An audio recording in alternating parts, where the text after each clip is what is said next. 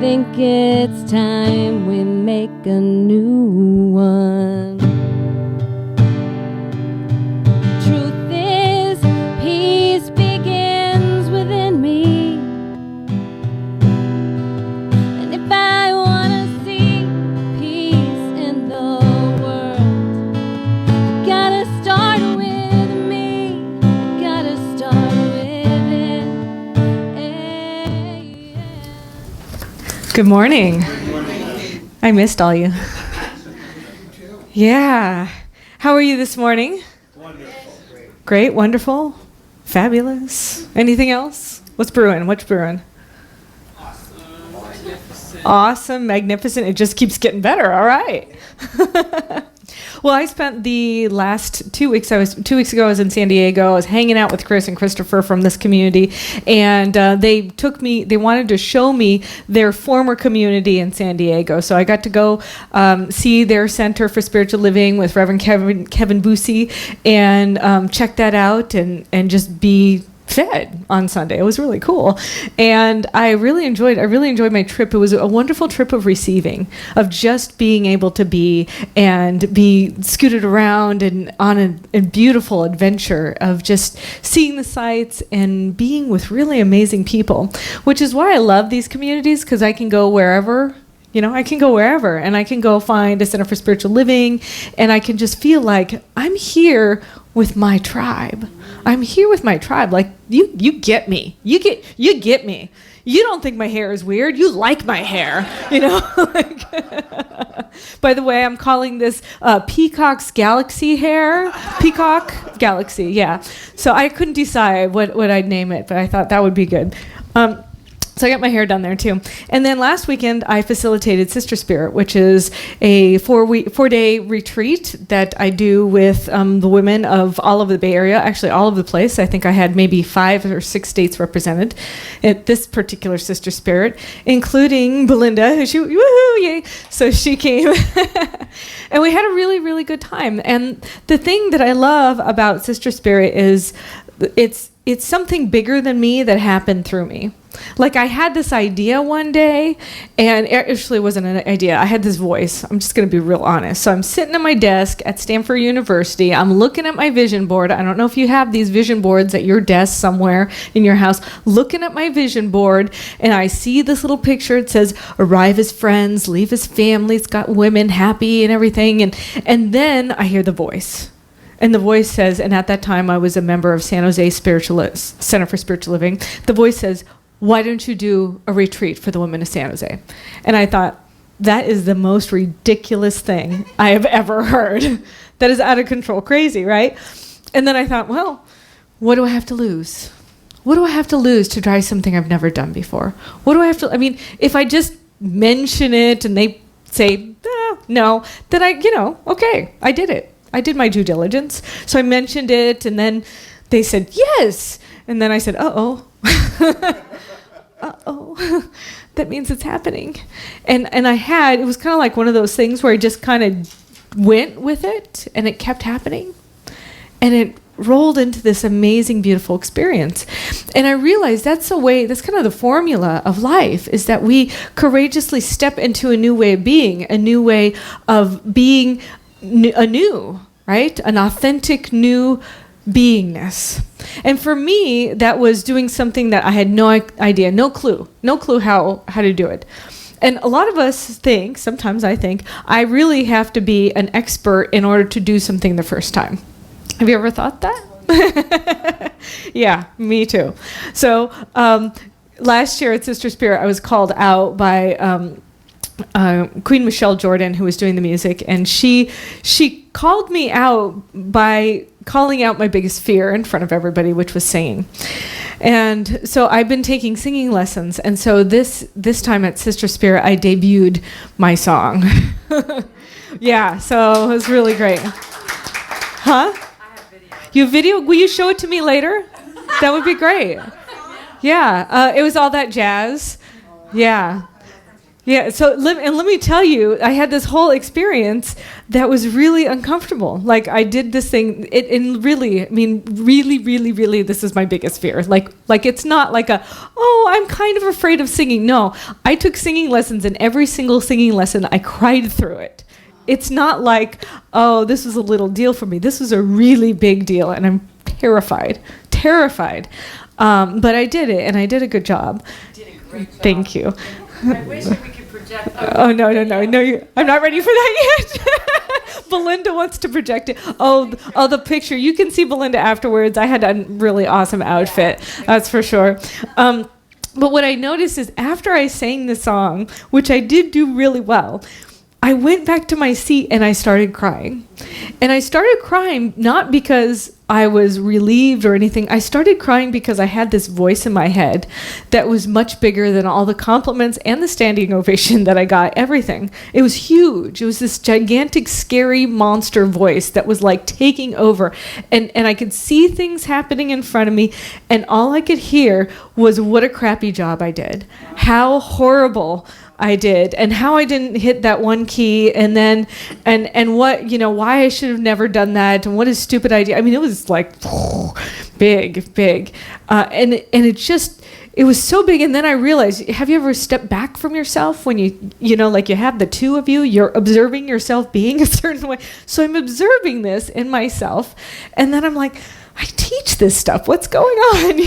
Like, I teach about how we can step into a freer, fuller, more expansive life, right? And what I recognized is that I was listening to that one voice in my head from way long ago. I was listening to that voice over all the other voices that were talking to me, that were reflecting back at me who I really am.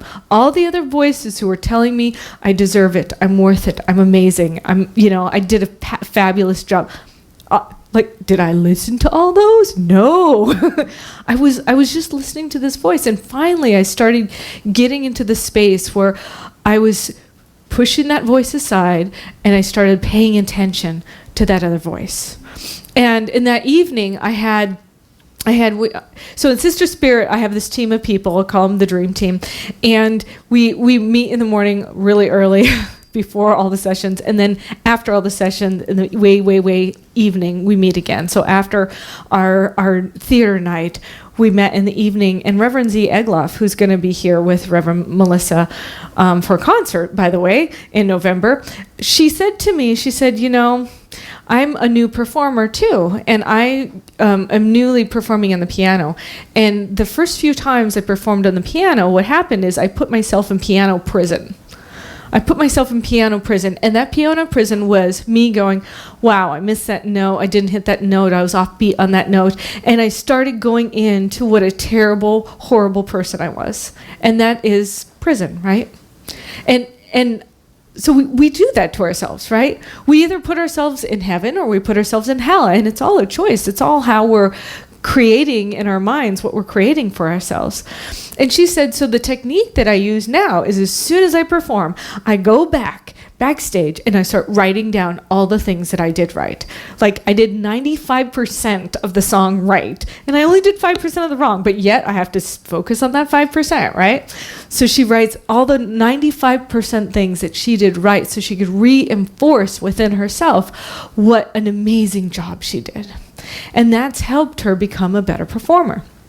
So for me, that totally helped me. We had this decompress session where then I talked about how I did some great moves, and I was very confident when I was out there, and all of these things. So I got to reiterate to myself what a great job I did, because I still, at that evening meeting, I still wasn't convinced that I did a good job. But now I am. And it's interesting. I'm still the same person, right? I'm still the same thing happened, but in one case, I did a horrible job. The other case, I've done a great job. What changed? Me.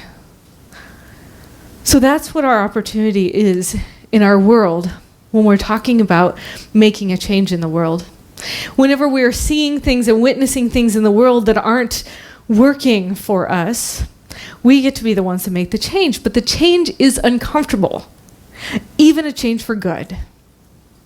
I did another new thing while I was there. This is big. I know you're going to think this is big. I ate olives. Yep, I know. I'm not all of the olives, but there was one kind that I really liked. And so Melissa came to me, Reverend Melissa, she's also our other singer. She came to me and she sees my plate and I have olives. She knows that I hate olives. She's like, "Oh, look, you eat olives now." And I'm like, "No, I don't." And I have them on my plate, right? "No, I don't eat olives." No. Completely in denial, right? Why?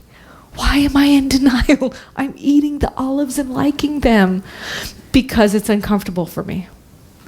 It's uncomfortable whenever I'm making a change, even a change for the better, even a change in a different way, even a change we like.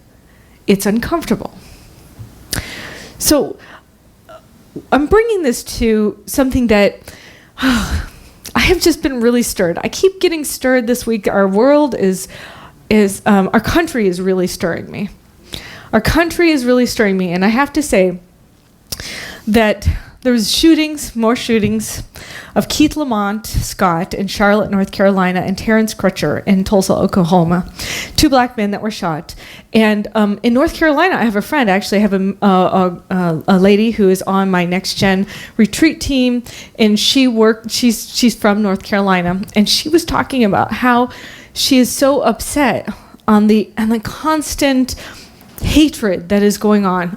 You know, the shootings that are happening, and then the policemen that are also getting injured, and it's just like there's a war happening. There's a war happening, and it's within our own country, and it bothers me. It really bothers me. And so I was reading about kind of like what is going on. What can I do? How can I be? What kind of change can I have? And I read this article by this gentleman named John Mehta. It says it's not about race. And he has this great story that I'm going to tell you. I'm going to read it from this article because he just wrote it so well. A long time ago, there was this French cat named William. One day, he jumped in a boat with a few hundred of his buddies and crossed the English Channel to pick a fight. That was when Norman France conquered Anglo-Saxon England. Now, when you conquer a people, you got to make damn sure they know you're in charge. One of the best ways to do that is to make them speak your language. So French became the official language of England. Royalty spoke it, the politicians spoke it. English was even outlawed in some areas. The French told everybody that their language was refined, proper, and that Anglo-Saxon was crude, vulgar language of unwashed rabble. This was total scam. This was a total scam, of course, because Anglo-Saxon English was just as refined, as beautiful, and it was hella poetic. But Billy and his boys had to convince those people that the French were better. After a while, people started believing him. And here's the crazy thing, we still do. A lot of our words in English come from this period, and pretty much all of them seem more refined, more proper. And this is why we dine in a French restaurant, but eat at a barbecue, because the roots of those words, the dine came from France and the eat came from English. This is why we drink a beer, but might imbibe a 30-year-old bottle of champagne. So just let this sink in. Some guy makes up a bunch of stories about his cousin's language just to justify these generalizations of oppression. And now 1,000 years later, we still believe them. 1,000 years later, we still have that in our society. So to paraphrase George Orwell, white people have prejudices about people of color because American culture has normalized whiteness. But the fact that people of color act differently further entrenches the obvious correctness of a white cultural norm. So why is it normal to eat with a fork instead of a chopstick? Why is it normal for a man to wear a suit in a business meeting instead of a loose, colorfully printed robe? Why is it normal to sit in a chair instead of on the floor? Why is a woman in a long gown and a bonnet, although archaic, totally accepted, or a nun, completely covered, totally accepted, whereas a woman in a hijab is threatening, or a burqa? Why do we teach the way we do? Why do we write the laws the way we do? In short, why is society the way it is? All of these questions have the same answer. Because we live in a Western European society that was built by Western Europeans for Western Europeans to live in, and anything outside that norm is abnormal. So I think about this, and I think about the history of our country. Our country has a history. We have a history of slavery. We have a history of the white being the only thing that's seen. I can say when I grew up, and I'm not very old, there was still very much of my history books. I did learn about the civil rights movement. I learned about Martin Luther King. I was not born during those times, so I learned about it, and I thought it was history because I didn't have a clue that it wasn't. However, any of the books that I read, most of the books that I read were by white authors, and for me, this was normal. And as I'm getting older, and all of this stuff is coming to the surface in our society, I'm realizing there is a big change that needs to happen. There is a big change that needs to happen. And it needs to come from me first. I need to recognize that within me that I am part of that change, part of the catalyst. And where things that I think are normal, maybe it's my invitation to start looking at what I perceive as normal and start looking outside of myself to seeing how I can accept and embrace and uplift those things that I might think are different than me. And so I really like this cartoon that Gina showed me, and I'm gonna. It's really beautiful. It's a cartoon where there's 3 kids, and the 3 kids, there's a fence. So just imagine right here, there's a fence, and I'm a big kid, and I'm looking over the fence. It's like this tall, right? I'm a big kid. I'm looking over the fence. Now, there's a medium-sized kid, and there's a small kid, and there's nobody, they can't see over the fence, but I can. I have a privilege. I have an advantage, right? Now, in the next photo, there's equality. So equality means everybody gets a box to stand on. Same size box. So I get one, each kid gets one to stand on. So let's say the box is this big. Well, that means I can see over the fence, the medium kid can see over the fence, small kid still can't see over the fence. And I can see way over the fence, like I'm halfway standing over the fence. That's equality. And then there's equity, where I have my big box. Now I can already see over the fence. So I give my big box to the little kid, so the little kid can stand on my big box. The middle kid has a box. I have no box. And then each and every one of us can see over the fence. That's equity. So that's our job in our society. That's what is incumbent on each and every one of us. If we have a privilege in an area, we uplift those who don't. So as a man, you have a privilege over women. As a white person, I have a privilege over anybody who's a person of color. If you're straight, you have an advantage over anybody who's lesbian, bisexual, queer, transgender. So there's all these different areas that we all have advantages over. Everybody in this room at this moment, I can see you can all stand up and walk around. We all have a privilege over anybody who cannot. So this is incumbent on us, is to make a change so we can step into and uplift and assist those that are not as privileged as we are. And the thing about that, though, is it's going to be uncomfortable. Even if it's a good change, it's going to be uncomfortable.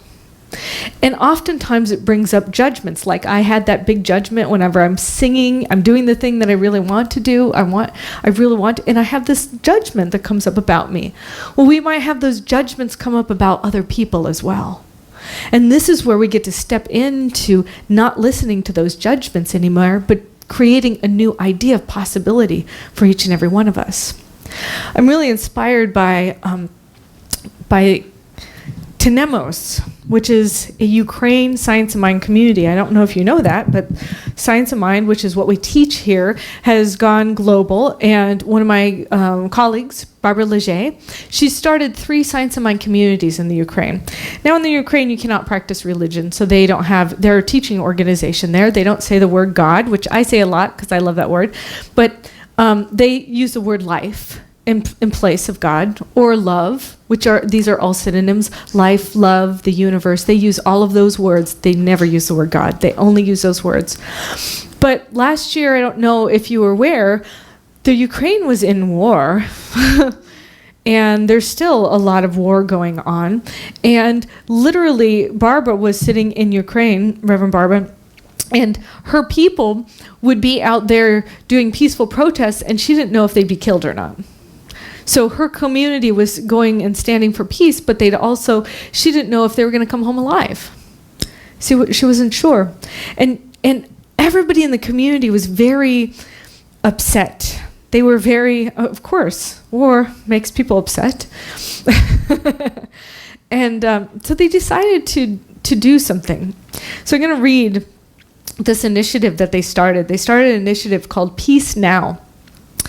And compelled by the knowledge that they had to be a model of our teaching in order to be a resource for the wider community, they realized that peace begins within us. And by removing the barriers to peace, we will discover it is here under our disbelief, our protection, our fear, and our self-preservation techniques. My voice in my head that was really loud is actually a self-preservation technique. It is a subconscious way my body was protecting myself, because when I was a kid, I was told that I couldn't sing and I was hurt by that. And so I had a voice that protects me from being hurt, right? So I'm going to go back to this. So driven by our stated mission, using all moments for good, we began peace circling with the staff, and from this global service project, a global service project has emerged. Our intention is the Peace Now cards are translated into every major language and used by organizations, businesses, families, communities, and around the world. We have a clear vision of peace on earth in our lifetime. So if you see in your bulletin, there's these little cards. I went ahead and put them in your bulletin. It starts with me, Peace Now. And what they have is a 3-step process to peace in the entire world. Because where's peace going to begin? It's going to begin within me. So the first step for peace in the world is I choose to breathe and release judgment and worry from my mind. If you see the news and you're judging the news, this is your opportunity to take out your card. I choose to trust life and remove aggression from my heart. I choose to give thanks and to stop complaints from my mouth. So the second one is to trust life. The third one is to give thanks and to stop complaints from coming from my mouth.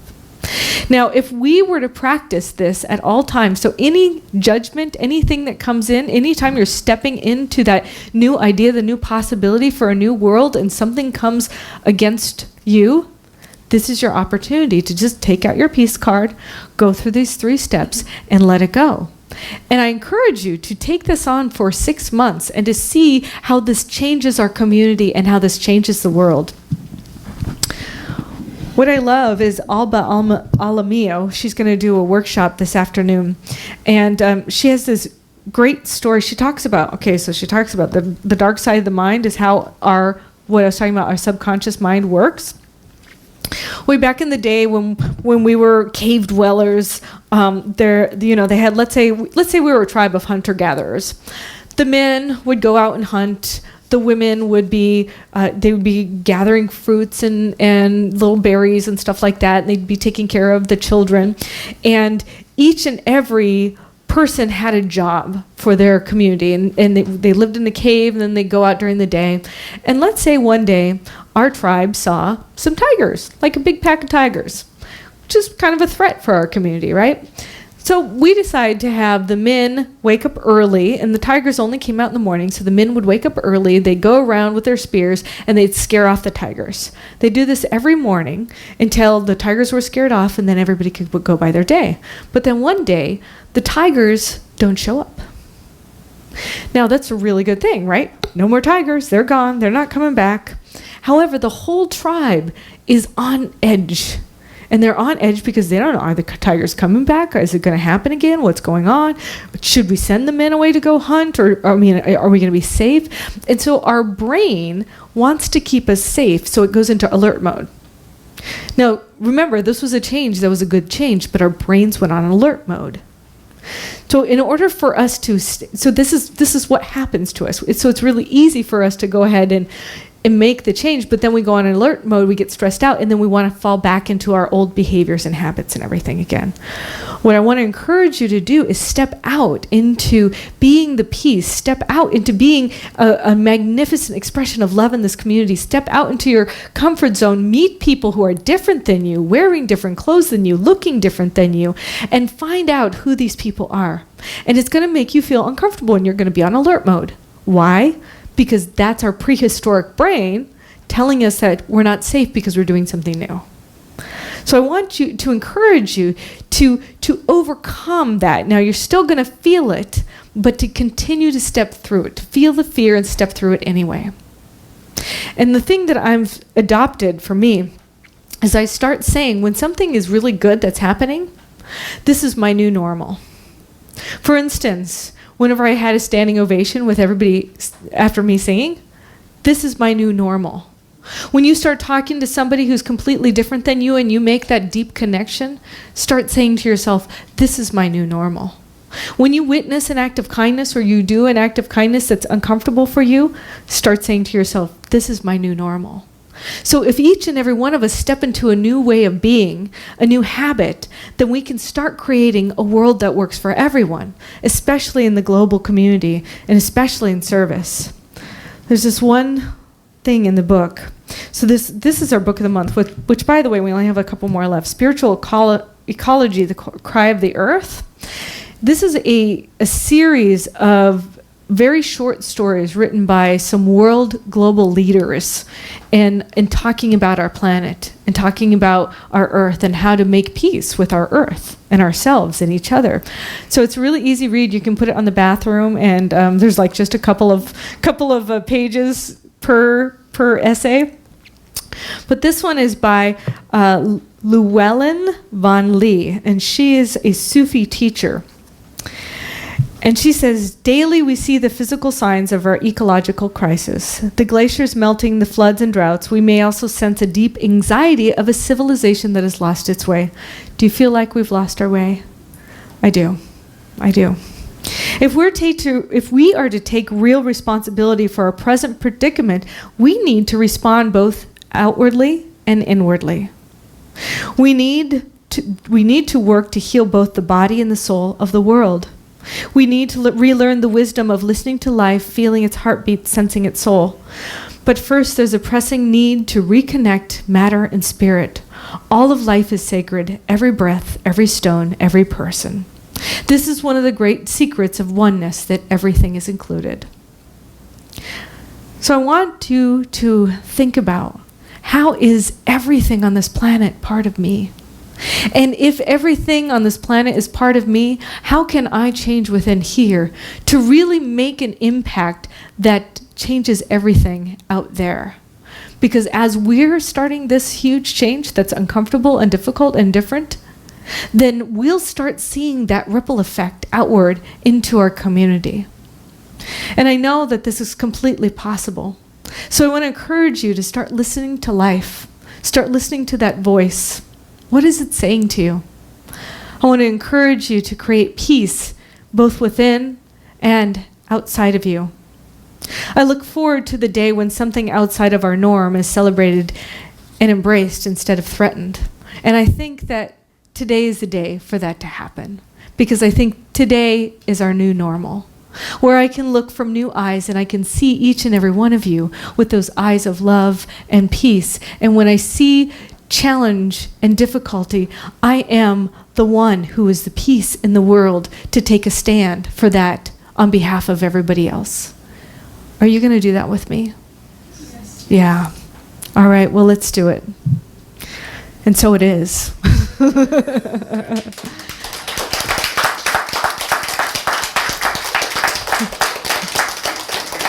Thank you. All right, let's pray.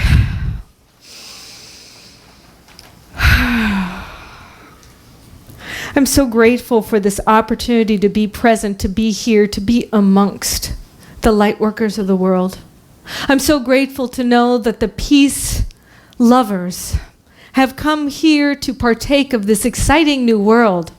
And so I know that the infinite one, that God herself, is here present in the room, present in each and every one of us, that I am made of this amazing stuff of life, of light, of love, and that my actions spring forth from this action of light, this action of love, that my words, my deeds, my actions come from that source.